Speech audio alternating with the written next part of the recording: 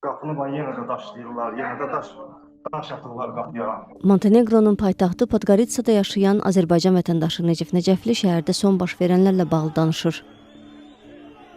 Gecə yolda kimi tuturdular, Türk, Azərbaycanlı gətirirdilər polis idarəsinə. Yəni, amma burada ən çox təzyiq görən bizik. Hal-hazırda da burada olan bizim vətəndaşlarımız, həmvətənlərimiz, iş yoldaşlarımız hamı qorxu içindədir. O deyir ki, oktyabrın 25-də Podgoritsada baş vermiş bıçaqlama hadisəsindən sonra oradakı azərbaycanlılar təhlükədədir. Necef Necəfli Azadlıq Radiosuna müsahibə verdiyi zaman da yaşadığı yataqxanaya hücum olur. Müsahibimiz hücum edənlərin bir qrup yerli şəxs olduqlarını deyir. Necef Necəfli bildirir ki, ötən gün özü də daxil 40-a yaxın Azərbaycan vətəndaşını polis saxlayıb. Sənədləri yoxlanıldıqdan sonra sərbəst buraxılıblar. Montenegro rəsmiləri oktyabrın 27-sində açıqlayıb ki, bıçaqlanma ilə bağlı şübhəli bilinən bir Azərbaycan və bir Türkiyə vətəndaşı həbs edilib. Həyatımız təhlükədədir, hər an gecədir də, yatdın. Gecə gəldilər, töküldülər.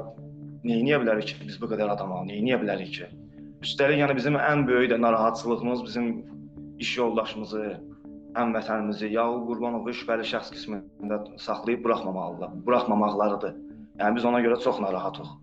Sizdən xahiş edirik, dövlətimizdən xahiş edirik ki, bizə bu barədə biz heç bir şey eləməmişik, heç bir hüquq pozuntusu, hamımızın sənədləri qaydasında 43 nəfərə yaxın Azərbaycanlıyıq.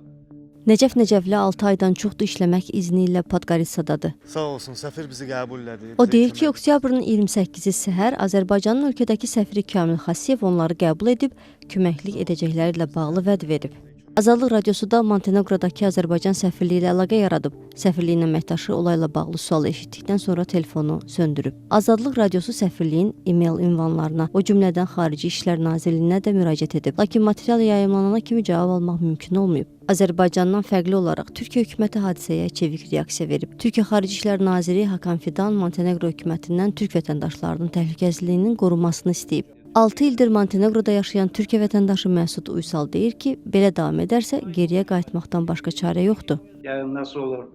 Sakinleşir mi bilmiyorum. Yarın da böyle olursa mecburen Türkiye'ye gitmek isteyen Türkiye'ye, Azerbaycan'a gitmek isteyen Azerbaycan'a.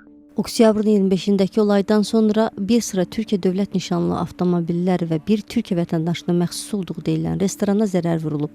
Montenegro prezidenti Milatoviç Türkiyəli vətəndaşlara qarşı zorakı hücumları pisləyib. Montenegronun baş naziri Mikojko Spayiç Türkiyə vətəndaşları üçün vizasız gediş-gəliş rejiminin müvəqqəti dayandırılacağını açıqlayıb.